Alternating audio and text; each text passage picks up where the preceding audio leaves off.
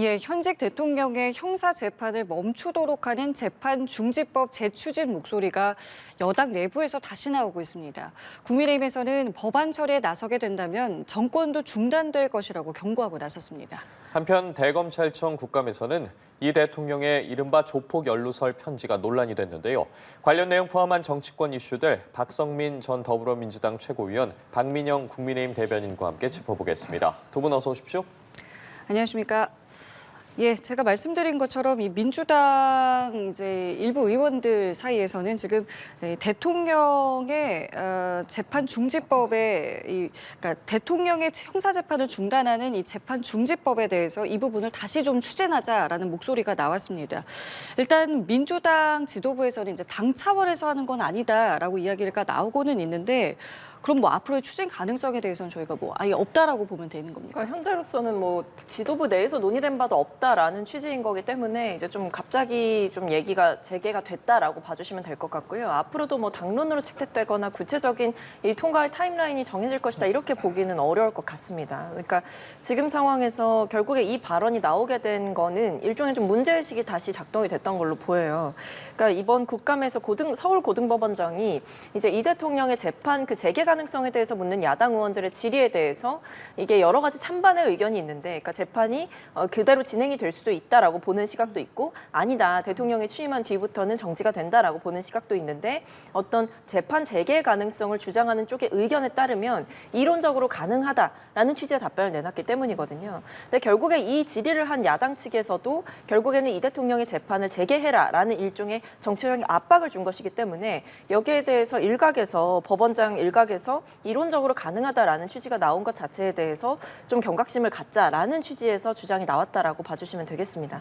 다만 그럼에도 불구하고 이것이 뭐 법사위 내에서 어떤 공론의 과정이나 구체적인 당론의 채택의 절차가 있었다라거나 지도부 차원에서 이것을 발의하고 추진하자라는 정도의 의견이 나온 것은 아니기 때문에 지금 상황에서 일부 의원들의 주장에 불과하다 이렇게 봐주시면 될 것 같습니다. 그러니까 당 차원에서의 어떤 논의가 있었던 건 아니다. 일부 의원들의 발언일 뿐이다라고 말씀하셨습니다. 네, 서울 고등법원장의 원론적인 이야기에 상당히 당혹스러운 반응을 보이기도 했었지요. 그러니까 이재명 대통령이 지금 5개 재판을 받고 있다가 중단이 되지 않았습니까? 근데 그 중단 결정이라고 하는 것이 각급 재판부가 재량에 따라서 결정을 한 것이지 어떤 구속력 있는 결정이나 요건 해석을 받은 것이 아닙니다. 결과적으로 이 불소추특권이라고 하는 것은 헌법에 명시가 되어 있기 때문에 헌법재판소 판단을 받아봐야 되는 거거든요.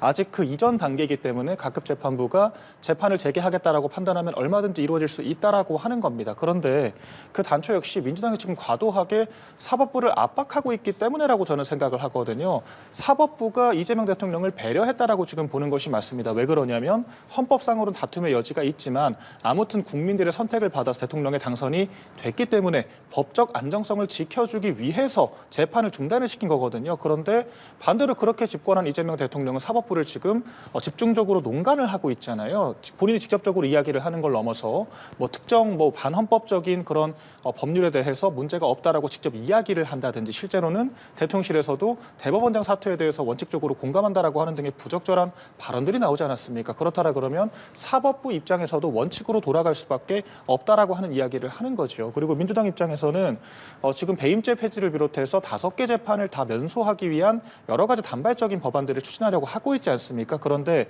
그것만으로 도저히 해결되지 않을 정도로 혐의가 많거든요. 12개 혐의를 받고 있습니다. 그렇기 때문에 하다 안 되니까 재판 자체를 중단시키는 그런 극약 처방까지 하겠다라고 이야기를 한 것이 아닌가라는 생각이 들고요. 근데 이것이 위헌적인 걸 넘어서 그 국민들께서 지난 대선 출구조사에서 64%가 이재명 대통령이 당선된다라고 하더라도 재판은 계속 받아야 한다라고 응답을 했거든요. 국민 정서에도 전혀 맞지가 않기 때문에 이런 법안을 추진한다라고 하면은 100% 역풍을 맞을 거라고 생각을 하고 이런 누더기 사법 체계를 만드는 무리수는 더 이상 강행하지 않기를 바라겠습니다. 사법부 관련된 이야기 나왔으니까요. 이 내용도 바로 좀 여쭤보겠습니다. 민주당에서 지금 법원행정처 폐지 카드도 만지작거리고 있는데 지금 정청래 대표가 전현희 최고위원을 단장으로 한 TF 구성을 지시를 했습니다. 그러면서 법원행정처를 폐지를 하고 사법행정위원회를 신설해야 한다라고 밝힌 상황인데 관련해서 국민의힘에서는 이재명 사법부를 만들려고 사법개혁을 추진하고 있다라면서 비판의 목소리를 높였습니다. 근데 사실 이 부분은 이제 과거 21대 국회에서부터 얘기가 있었습니다. 특히 이탄희 전 의원이 발의했던 안도 있었고요.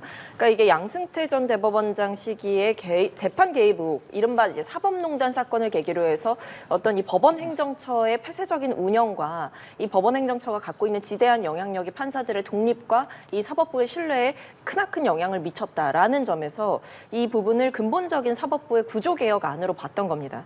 그렇기 때문에 이 부분은 사실 이미 21대 국회에서도 나왔던 안을 참고로 해서 논의를 하자라는 취지의 내용이 당에서 나왔던 만큼 갑자기 나왔던 사법개혁의 안은 아니고요. 사실 그때 이제 사법농단 사태가 있었던 때만큼 지금의 사법부에 대한 신뢰가 많이 저해가 됐다라는 점에 대한 문제의식이 크게 공유가 되고 있는 것이고, 그런 점에서 이 당 차원에서는 이 법원행정처의 개혁까지도 사법개혁의 마지막 퍼즐로 보고 있다, 이렇게 이해해 주시면 되겠습니다.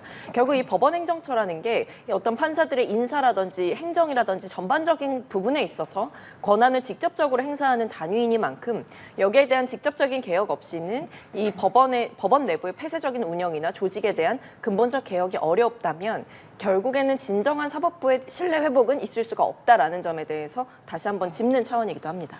민주당 정청래 대표 같은 경우에도 뭐 사전 최고위에서도 그렇고요. 좀 앞서 뭐 의원총회에서도 그렇고 지금 사법행정위원회 신설 같은 개혁이 필요하다라고 강조했는데 네. 어떻게 좀 바라보고 계십니까? 일단은 짚어주셨던 양승태 대법원장 같은 경우에는 한동훈 전 수사팀장 주도로 30여 개 혐의로 기소를 했습니다만 전부 다 무죄가 나왔습니다. 그렇기 때문에 그와 같은 문제인식을 기반으로 사법부 개혁을 하겠다라고 하는 것은 현재로서는 앞뒤가 맞지 않다라고 저는 생각을 하고요. 그리고 이 사법행정위원회를 만들겠다라고 하는 건데 핵심적인 것은 그 위원회가 어디에 이제 소관이 되는 거냐라고 하는 부분이겠죠. 보통 위원회라고 하면은 대통령 직속이거나 국회에 귀속이 되도록 되어 있거든요. 사법부의 위원회를 만들겠다라고 하는 것은 전혀 실효성이 없기 때문에 지금 민주당이 이것부터 분명히 이야기를 해야 될 것 같습니다. 그런데 만약에 사법부의 행정을 담당하는 법원 행정처가 위원회 형식으로 해서 이 행정부나 입법부에 귀속이 되게 된다면 이것은 엄격하게 엄밀하게 삼권 분립의 위배가 되는 것이거든요. 그렇기 때문에 반헌법적인 속성이 있다라고 저는 생각을 하고요. 사법부는 폐쇄되어야 하는 곳이 맞습니다. 사법부가 대중적으로 정치를 하거나 정파적으로 물들게 되면은 공정한 판단을 기대하기 어렵기 때문에 통상적인 국가에서 법관들을 임명을 하거나 아니면 선출을 하지 않는 거거든요. 자, 이번에는요. 최민희 과방위원장의 자녀 축의금 환급 논란과 관련해서 두 분께 질문을 드려보겠습니다. 먼저 관련 발언을 저희가 준비했는데요. 듣고 대담 이어가겠습니다. 잘 인지하지 못하는 그런 축의금에 대해서 환급을 하는 공직자로서 당연히 해야 할 국민의 눈높이에 맞는 그런 처신이라고 그렇게 생각을 합니다. 최민희 위원장 문제는 말 그대로 피감 기관을 갈취한 거죠. 최민희 가방위원장의 사퇴와 그리고 고발 등 법적인 절차도 역시 진행할 생각이고요. 예, 차례로 들어봤는데 지금 들어보신 것처럼 국민의힘에서는 받은 것만으로도 문제다, 이거 고발하겠다, 사퇴도 해야 된다라고 이야기를 하고 있습니다.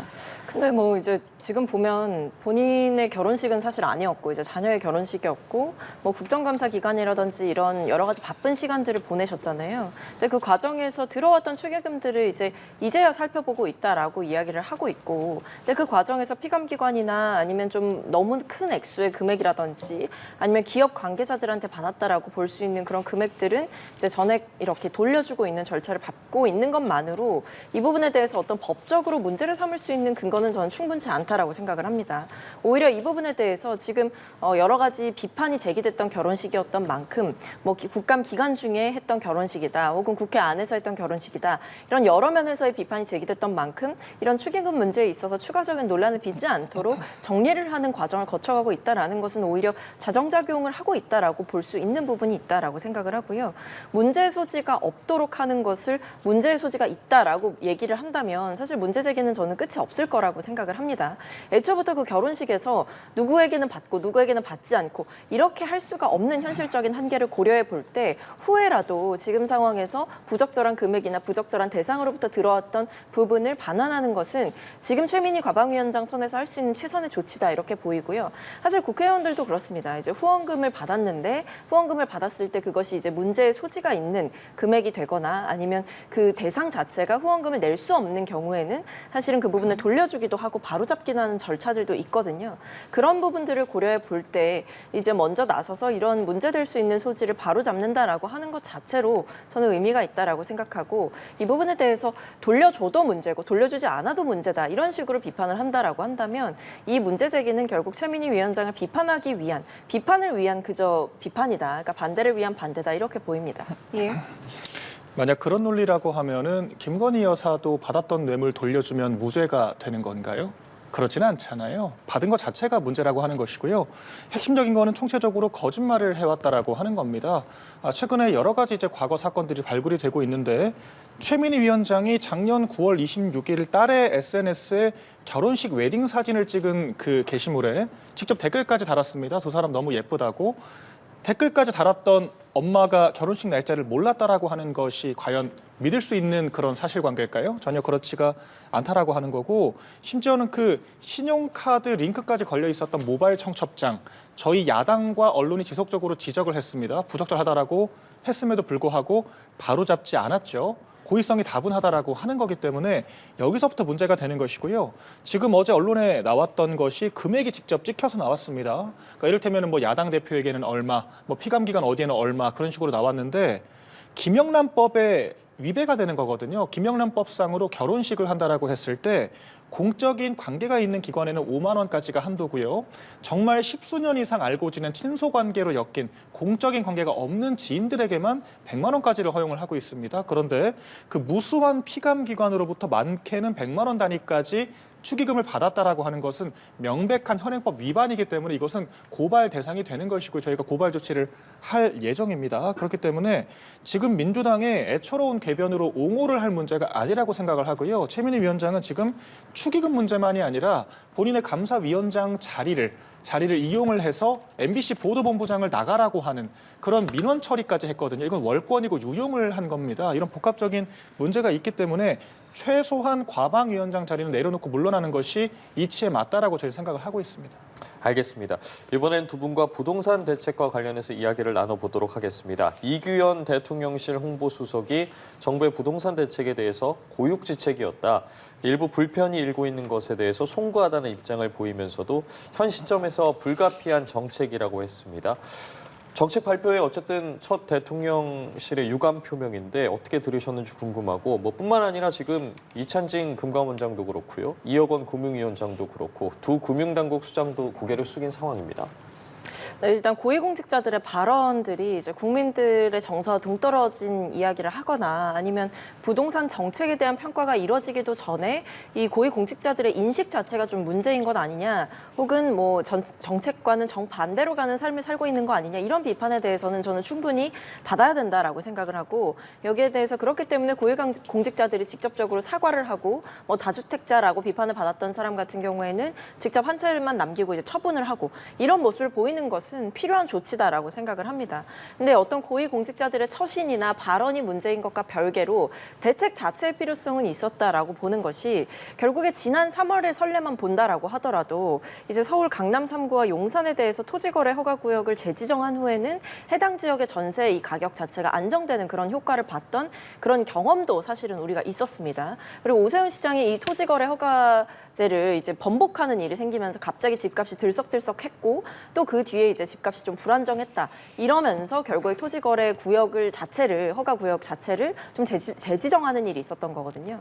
그런 면에서 지금 이번 대책의 핵심은 근본적으로 어떤 부동산 문제를 전부 다 해결하겠다라는 취지보다는 일단 지금 상황에서 다시 집값이 치솟는 흐름이 보이고 있고 갭 투자가 심화되는 현상이 보이고 있으니 이 부분을 끊고, 이런 악순환을 끊고 어느 정도 안정시킨 뒤에 여러 가지 공급 대책이나 실효성 있는 대책들을 함께 보완해가면서 지금의 집값 안정을 이끌어 가겠다라는 거거든요. 그런 어떤 흐름이나 문맥을 살펴보았을 때 지금 이 대책에 대한 당연히 어떤 불편이라든지 불만이 뭐 같이 따라올 수는 있지만 지금 집값이 천정부지로 올라가는 상황 속에서 갭 투자를 막겠다. 이런 갭 투자의 투기의 흐름을 막겠다라고 하는 것 자체는 저는 필요한 정부로서의 조치를 했다. 그런 점에서 아마 이 대통령실의 홍보수석께서도 여러 가지 국민들의 불편이나 아니면 불만 사항들을 알고 있다. 그러나 그럼에도 불구하고 지금 상황에서는 이런 대책을 내놓는 것이 갭 투자 현상이나 뭐 집값이 올라가는 현상을 방치하지 않는 것이 정부의 최소한의 책무다라는 점을 강조하신 것으로 보입니다. 대통령실의 유감 표명을 비롯해서 뭐 이찬진 금감원장의 아빠 찬스 논란이라든가 이혁원 금융위원장의 갭 투자 의혹, 뭐 이에 따른 뭐 어쨌든 입장 표명까지 어떻게 들으셨는지 여쭤보겠습니다. 일단 이번 정권이 집값을 잡겠다라고 하는 목표로 이렇게 무리한 규제들을 했다는 거 아니겠습니까? 오직 한 가지 목표를 향해서 달려왔는데 지금 지표가 굉장히 처참합니다. 한국부동산원에서 공표하는 매매 가격 지수라고 하는 것이 있는데요. 이것이 특정 시점 대비 부동산 가격이 얼마나 올랐는가를 평가를 하는 겁니다. 현재 지수가 올해 3월 30일을 100으로 했을 때 지금 105라고 하는 겁니다. 이재명 정권 집권하고 4달 만에 5%포인트가 올랐다라고 하는 거거든요. 근데 문재인 정권 때는 동기간에 2.5%가 올랐습니다. 이재명 정권이 그 문재인 정권에 실패했던 그 지적받았던 그런 정책 때보다 2배 넘게 부동산 상승을 이끌어냈다라고 하는 겁니다. 문재인 정권 시즌2가 아니라 문재인 정권의 2배다라고 하는 지금 힐난까지 나오고 있다라고 하는 것을 엄중히 받아들여야 한다라고 생각을 하고요. 심지어는 이런 결과를 정책을 집행하는 사람들조차도 받아들이고 있다라고 하는 겁니다. 이를테면 지금 이상경 그 전 차관 같은 경우에도 집을 그럼 팔면 되지 않느냐, 갭투자한 집을 팔아라라고 이야기를 하니까 뭐라 그랬습니까? 내가 자선 사업가도 아니고 가격이 더 오를 수 있는데 굳이 지금 팔 이유가 없지 않느냐라고 이야기를 했거든요. 아니 가격이 싸지면 집을 사라고 하면서 정작 다주택자인 본인은 집을 팔지 않겠다라고 하고 있는 이 모순 누가 이해를 하겠습니까? 그리고 지금 이찬진 금융감독원장 같은 경우에도 과거에 헌법에 다주택 금지를 명시해야 한다라고까지 얘기했던 강경 이른바 좌파거든요. 그런데 이제 와서는 다주택 문제를 해결하라고 하니까 처분을 한다라고 하더니 그 처분이 매도를 하겠다는 게 아니라 자식에게 증여를 하겠다라고 합니다.